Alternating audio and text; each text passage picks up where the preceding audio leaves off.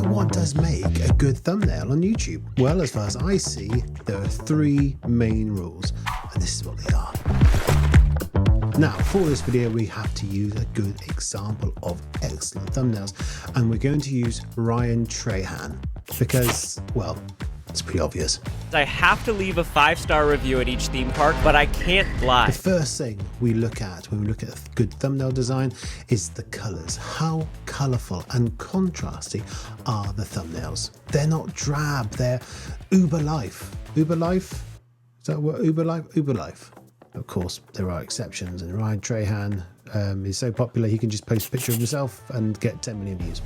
Next, we look at the 3-element rule, which is who, what, why. Who is the personality? Who is leading this video?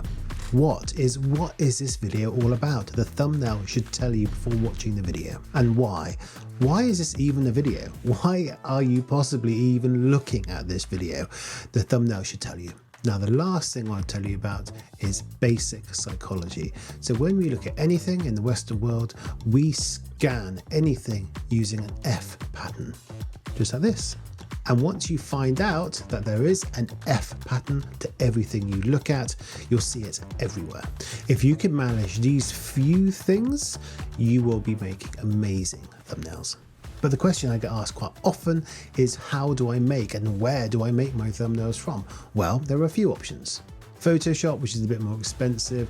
Canva does the really good ones, but there are other ones as well. But for the life of you, please don't let YouTube decide what your video should look like.